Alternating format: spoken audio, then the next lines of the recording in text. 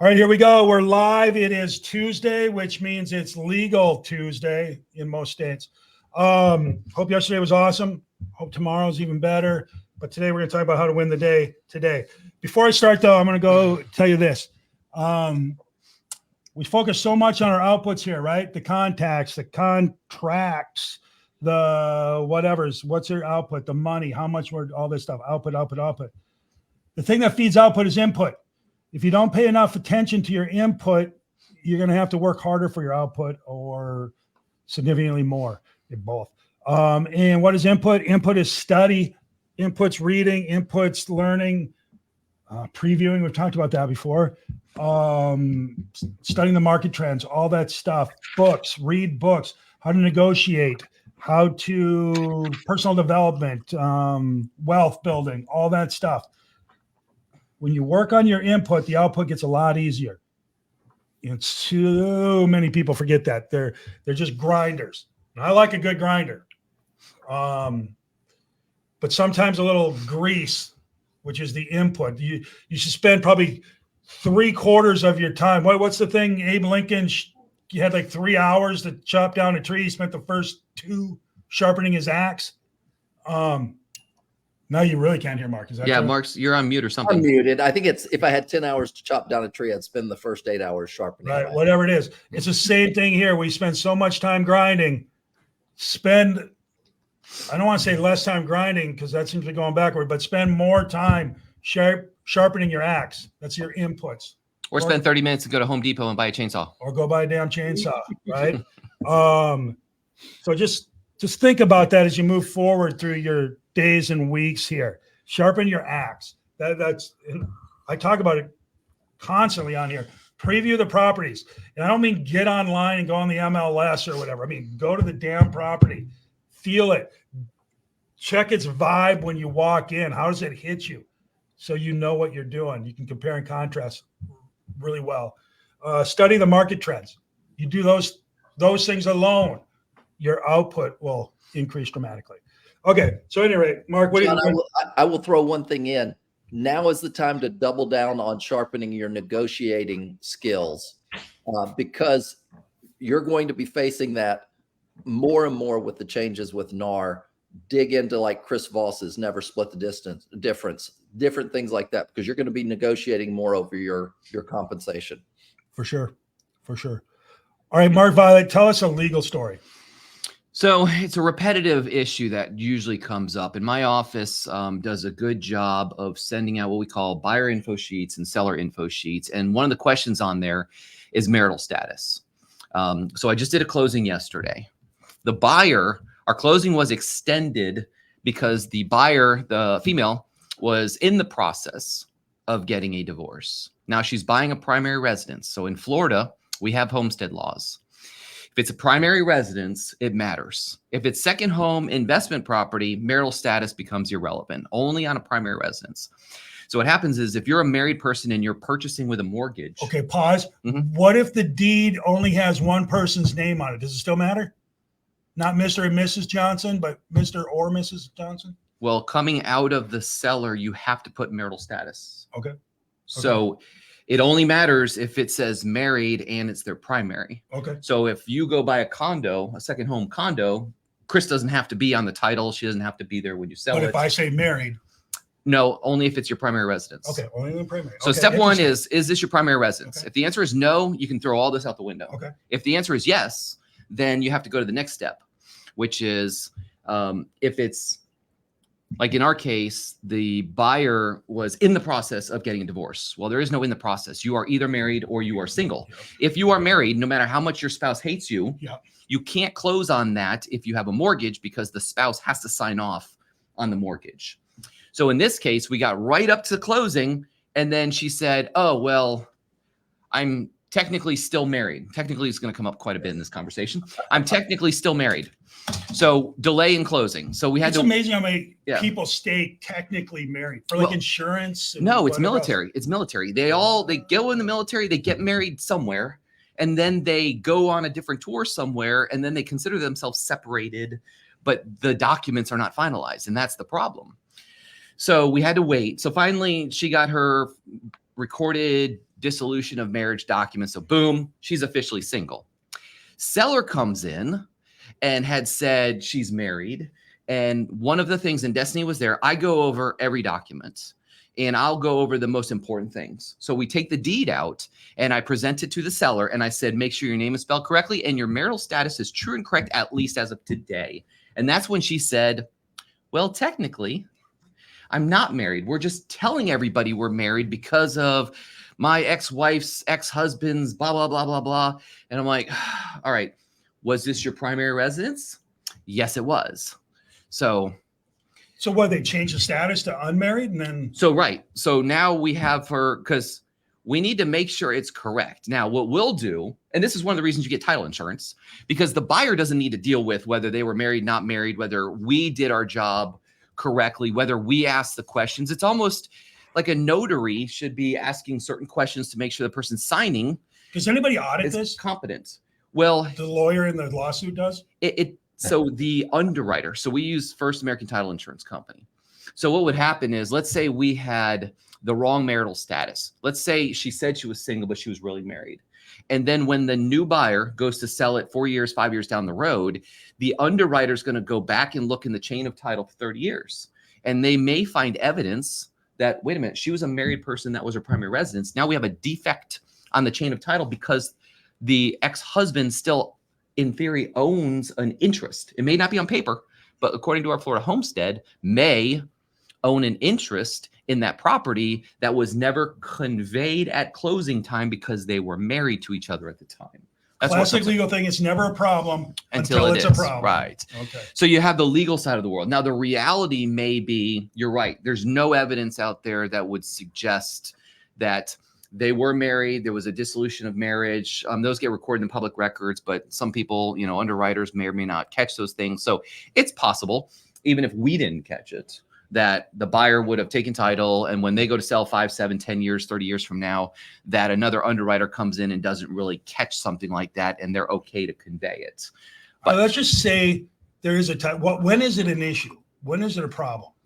when you want to go sell again, no title defects are caught until it's time to sell the second time. So when a buyer, especially a buyer, says, oh, I don't care who we use for title, hey, let them pay, and they don't know at that moment in time that they're possibly inheriting a defect. So when it's time for them to sell and they're military and they need to move out of the house in 30 days and they're going to be in Japan, and then they find out, oh, I need to make a claim against my title insurance policy, which is going to take 6 to 8 months to resolve. Now they've got to pay mortgage in Japan, mortgage here. They can't sell the property. All right, pause. Mm-hmm. So somewhere down the line, I go to sell this. And the person buying it, they do title search, whatever. They find this. Oh, question here. Then what? You have to go find the spouse and they have to sign off? Usually that's going to be, under this situation, that's going to be the case because they've retained an ownership interest in the property. And the spouse always wants to sign off every time without question. Especially after nasty divorces. Okay, Yeah. Good. What if the spouse is dead? Then you have to probate, and then you have to get a personal representative appointed. And that's usually Right. a day or two? So when a title defect is created, usually if the sooner you catch that, the easier it is to fix. Yeah. You have telephone numbers, people are still around, they still remember. We have them sign what we call compliance agreements at closing. So if they don't cooperate, technically they're in breach, but nobody wants to go there. But the further out you go, the more spider webs you have. So it's an issue. It's like your windshield. Boom, rock hits it. I see the spot. Guess what happens a year from now? 2 years from now. Right. That's what title defects do. Okay. So Just Victoria here is confirming. Hold on a second. Title search goes back 30 years. So it's going to be when I say an underwriter, like I'm a closing company. I'm not an underwriter. The underwriters are going to be Chicago Title, First American Title, Attorneys Title, Old Republic. Those are going to be your underwriters. Their policy will be they'll search back 30 years unless somebody presents them with a title policy. Then they only go back to the date of the policy because the other title company is on the hook for anything that happened before that moment in time. But the standard answer is going to be yes, whether it's residential, commercial, doesn't matter. Okay. Hey, I got a different kind of question. Can I ask you that? Yep.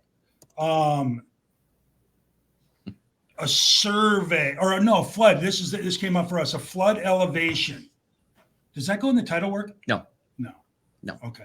Because we have a house we have listed, and the buyer was asking about a flood elevation, and we didn't have one, but it's required by the insurance company. But the insurance company didn't have one.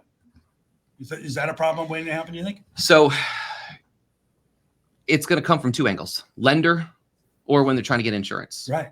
It's going to show up. From a title standpoint, whether a property is in a flood zone or non-flood zone has nothing to do with marketable title from seller, sold. Did we do all those kind of things? Okay. From a legal standpoint, right?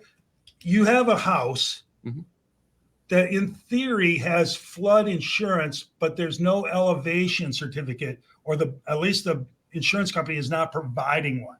It's a survey company that provides elevation certificate, not an insurance company. Okay. So, but all right, but the insurance company needs to see the elevation certificate to issue the policy. Is that true? To issue the flood policy? Yeah. I don't know. That would be an insurance question. It would but seem logical, would it not? It makes sense because so everybody's in a flood zone. Or do you say, yes, I have one, and they assume you're being honest? Yeah. So let's start with this. Every property is in a flood zone. Right. However, some flood zones don't require flood insurance from a lender standpoint. Okay. If you pay cash, you could Right. be in Yeah, AE anything and you you don't want. have to have Right. flood insurance. Right. It's when you have a lender, if you're outside of flood zone X, then traditionally a lender won't is give a going to loan. require Yeah. flood insurance because there is a greater percentage that you're going to have flood damage, and the lender doesn't want you walking away when your house floods. I mean, look what just happened in Texas Yeah. on June 19th. Yeah. I don't know if you guys saw that. Big flood. Whole city flooded. Weird. So it's getting more prevalent. Well, it's because they're building in places they probably shouldn't. Was that? So I had a question back to the marital things. You know, when a buyer buys a home and then gets married after he's purchased the home, then what happens when he goes to sell the home? Is it still considered marital property? And is that Yep. going to be an issue? Yep. Okay. So again, in Florida, so there's two different legal theories. One, it has to do with family law, and as let's say we're married, and you bought a home all on your own, and then a year later we get married, Mhm. and then you're like, Mark's a jerk, we're getting divorced. Mhm. There's the family law side that talks about, do I have any economic rights to it? That's not the side Right. that we deal with. But we Okay. get that question all the time. Mhm. Aren't I supposed to get money? I was Mhm. married. We used our blah, blah. Not our problem.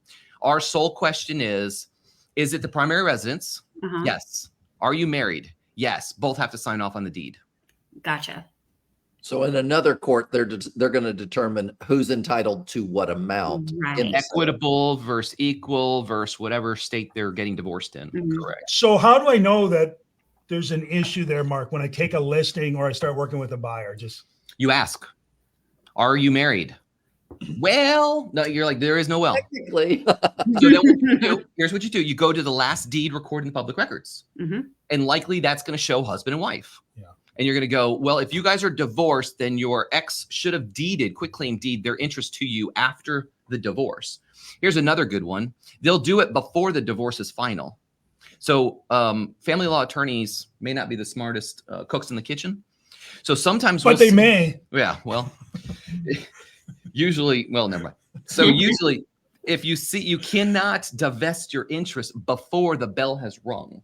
So every once in a while, we'll have to go back and get a deed from a spouse because they record it before the dissolution of marriage, and they still retain that interest in the property. I know. See, the things that we deal with that you guys don't even have to know about. But it does mess up paychecks. It delays. I call them speed bumps. It delays closing and commission. well, I think we got to be aware. To Mark's point, we ask people will hide where we don't go. Mhm. If we're timid and don't ask those tough questions, they're going to hide on the other side of I didn't ask, and so we got to ask those questions. And part of what I like to do, especially with my staff, is I give them the why part. It's not enough to know a rule, because if you know a rule but you don't understand how it applies, then it's in one ear and out the other. But when you go That's why to 8th grade was so hard for me. Gotcha. Yeah. But when you go to a listing appointment and you're asking a question, that other person has no idea why you're asking the question. Hey, you Right. married? Well, this guy likes me. You want to go out? What are we talking about? Here's why I'm asking you whether you're married or not, because it matters, because you're obviously living in this house.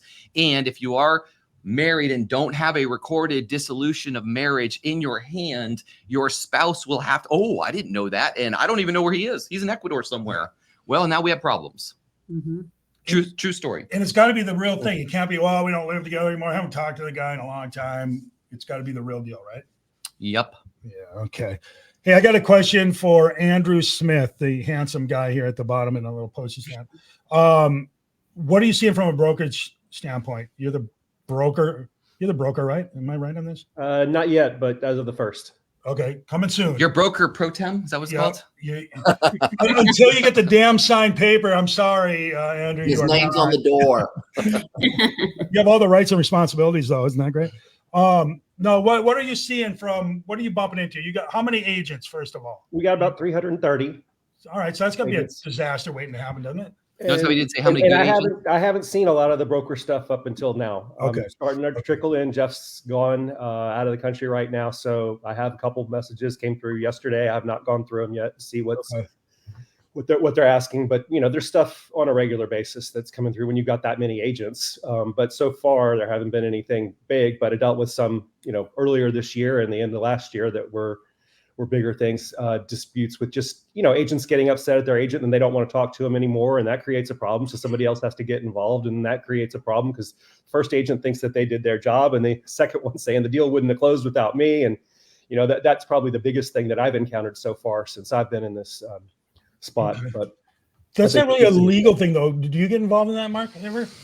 No, what'll happen is Agents being bad agents? my agents will call me and say, okay, here's the fact situation that I want to tell you. Yeah. Usually not the true situation. Here's the but- facts as far as you know. Right. And then they'll say, what do you think? So for like my agents that use me, I tell them, you can call me anytime you want with legal questions. And I will answer them for you. Yeah. What you can't do, But not as me. what you can't do, let's say it's a question about a contract and your seller's rights. If the agent calls me up and I said, okay, legally, here's what I think. Now you cannot go back to your seller and go, hey, Mark Violet just said, these are all your legal rights. If you have any questions, go call him. Because what I'm doing is I'm trying to put my agent at ease on what the facts are, what the law is.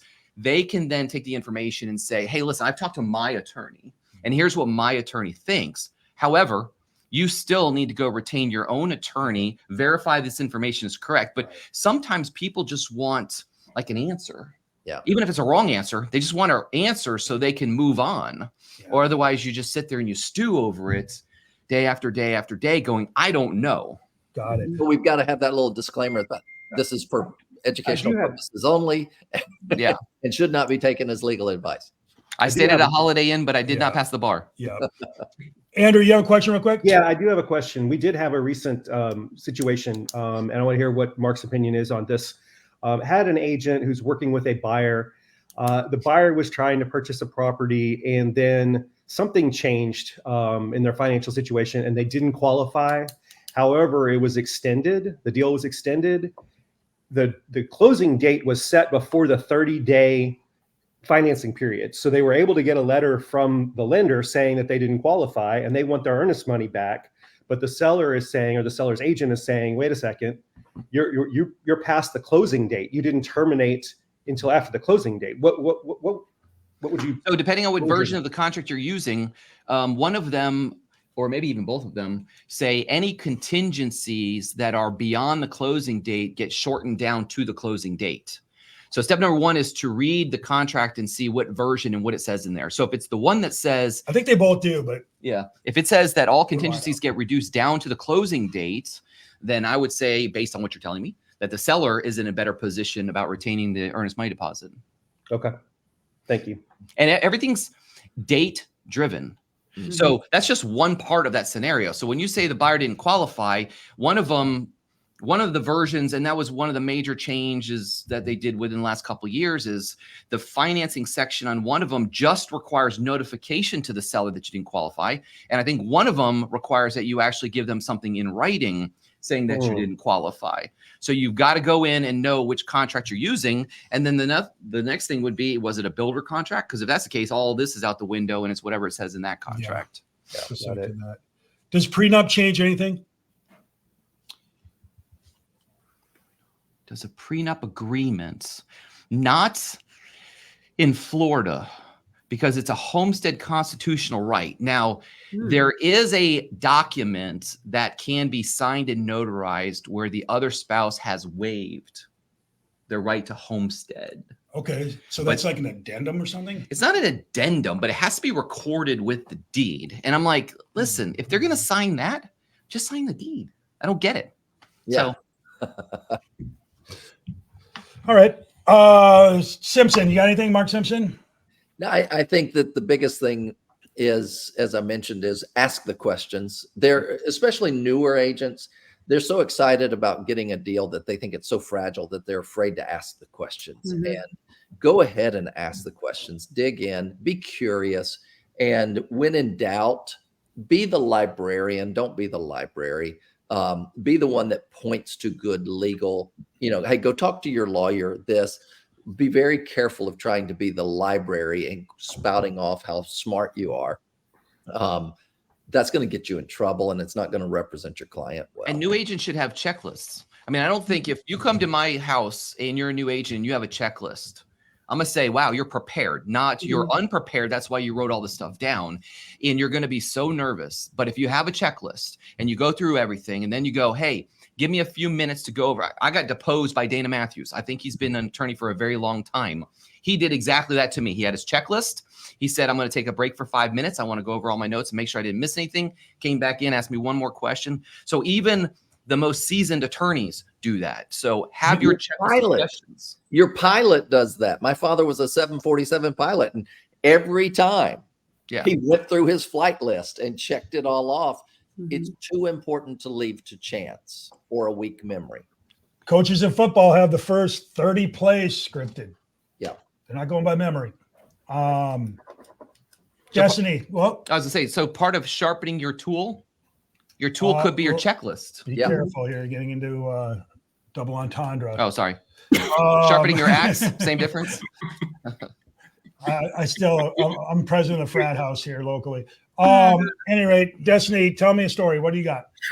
I just would encourage all of our agents, if you have the opportunity to do a closing with Mark Violet. I learned a ton by sitting at that table and watching him go through every document and explaining them to the client across from him. And I really enjoyed it. And so I think it could benefit an agent to just go through that process. What a testimonial. So here's what happens, and people don't know this. When you go to a title company, they can only act as a notary. They're not allowed to explain documents. So even though the buyer has an inch thick of documents, what'll happen is they may go over bullet points on the settlement statement. You get to the 21-page mortgage and they say, this says if you pay, you stay. If you don't pay, you have to get out. That's all the buyer's getting on 21 pages of information. Now, whereas me, I will always ask them when we go over the CD, have you ever had a mortgage before? That tells me a couple things. If they have, they've done this process before. And some people you can tell, this is my 5th closing. You don't need to explain they'll everything. even tell you. They will tell me. And I'll say, I appreciate that. I'm still going to go over the material points because I want you to know when you leave here, these things are correct. Because again, a lot easier to fix at that moment in time than later. But as an attorney, I am allowed to explain every document, virtually every But if closing. you're not an attorney, you can't. That is correct. That's acting as an attorney if you're not. So usually in most closings, I have the agent that sent me the closing and the other agent who's may or may never used us in the past. And every single time the other agent will make that comment. I've never had anybody thoroughly explain all these documents. I learned so much. So I think it's And one that's of the only at the assets. closing table. The lead up to the closing table, if you have an attorney, is very helpful too. Because a lot of the other title companies will run and get their attorney if necessary. And by then, oftentimes it's too late. Well, and some of them have personal injury attorneys who now call themselves real estate attorneys, but we're not going to or go there. marriage attorneys. Oh, they're the worst. Andrew, tell me a story. What do you got going on? I don't have a story, but I got a question. All right. Mark, what's the craziest thing you've seen written in special provisions by an agent? Oh, that's who knows? God, that's a on the spot kind of question. I'll tell you what the most common problem we had was Not enough closings? no. When an agent writes something, to them it's clear, For but sure. to everybody else it's not clear. For sure. And where it happened a lot was the way that they would do closing cost. It would say seller to pay up to $10,000 of buyer's closing cost, but they were thinking that the seller was only paying up to $10,000 closing costs. So with that language, you now had to look at the contract. Seller's paying doc stamps on the deed, seller's paying for whatever's in the contract, then add 10 more thousand on top of that. Mm. And the problem occurs 3 days before closing when we balance the CD, because nobody has seen any numbers until the lender sends us their stuff. We balance the CD, we shoot it out, and all of a sudden the seller's going, I never agreed to pay 20-something thousand dollars in closing cost. And we're like, well, let's look at the language and the additional provisions. So the story there is, even though you as an agent think it's crystal clear, run it by a couple people first and go, here's what I meant. Is that how you read it? And don't run it by the people in the thing attached to it. No, other Parties too. Don't do that. seasoned agents is what I mean. Yeah, because they're going to look at it and that's exactly what I said. Go to a disinterested third party. Okay, so here we are at enough time. So let's recap. If you have any questions about closings in your local, use Mark Violet PA. You can find him online. Otherwise, keep doing your outputs, keep doing your lead gen, keep writing contracts, keep closing things. Absolutely. If you want more of that, though, focus on your inputs, your education, your knowledge. Read the damn contract. Maybe that'd be a good start on one. Take the classes, read the books, do the stuff. The better you are, the more confident you're going to be, and the better you're going to avoid mistakes, and everything's going to get so much better. Your output's going to go through the roof. That, my friends, is how you're going to win the day many more times over. All right, let's go. Let's go. Oh, wait a minute. Let me put this on here for all the world to see. There it is. MarkVioletPA.com. Mark A. Mark Violet. Violet. You got to put the A in there. Mark A. Violet. Hey, by the way, your middle name's Allen.